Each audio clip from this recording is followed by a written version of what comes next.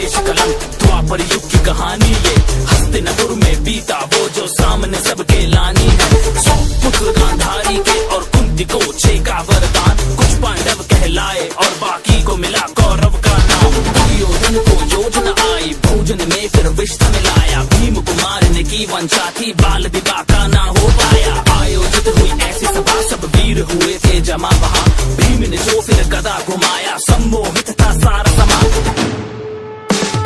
जाति कुल सम्मान को लेकर कौशल का देने प्रमाण, कर्ण ने अर्जुन को ललकारा, सूत पुत्र को मिली पहचान। ऐसा फिर षड्यंत्र रचा जो पांडु वंश का अंत करे, बचा लिया पर विदुर ने उनको पांडव वन प्रस्थान करे। फिर ऐसा संदेशा आया न्योता जो स्वयंवर का लाया, होड़ मची थी वीरों की पर अर्जुन का परचम लहराया। भ्राता और पत्नी सहित घर को अब वो लौट चले, दिन देखे माता ने कहा वो शब्द भी दिल को भेद चले। शकुनी का प्रपंच सुनो, पासों को फेंका जाल बुना, धर्मराज कुछ समझ न पाया, राजपाट संग मान गवाया।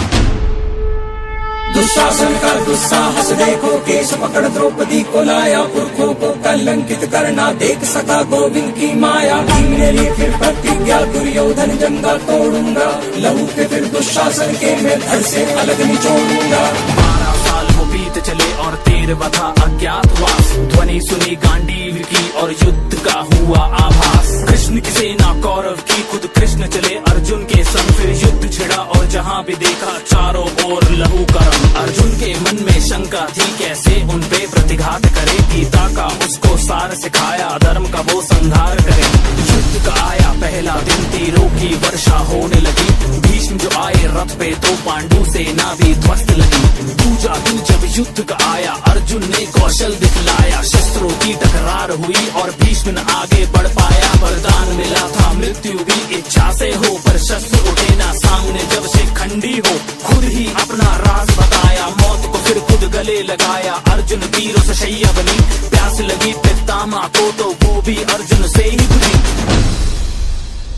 जिसको कोई तोड़ सके ना, ऐसे व्यू की रचना कर दी, तोड़ दिया एक बालक ने उस अभिमन्यु की हत्या कर दी। कैसा इनका हक है और कैसा इनका है ये धर्म, एक तरफ जलती है चिता और दूजी ओर छलनी है बदन। युद्ध हुआ वो ऐसा भीषण, तीर चला और दूजा आया, कर्ण जो रथ से उतरा तो एक तीर हृदय को चीर आया। वो सर्वनाश था चारों ओर, अब विनाश था चारों ओर, धड़ से अलग अब गिरने लगे, अधर्मी अब सब मरने लगे। धृतराष्ट्र 100 पुत्रों की संख्या भी अब कम होने लगे। शकुनी का भी अंत हुआ और था अब दुशासन का, उसके सीने को चीर दिया, अब लहू के संग शवासन था। दुविधा में दुर्योधन था, जीत का कोई आसार नहीं, युद्ध में कैसे विजय मिले, जीवन का बस आधार यही। वज्र का उसको कवच मिला पर जंघा में कमजोरी थी, मातृ प्रेम और शिव आवाहन से शक्ति बटोरी थी।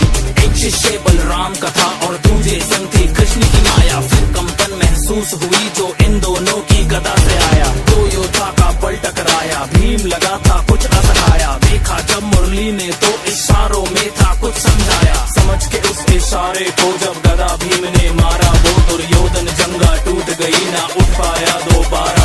अधर्मियों का विनाश हुआ, अंत में धर्म ही जीत गया, कलयुग का आरंभ हुआ और द्वापर युग भी बीत गया।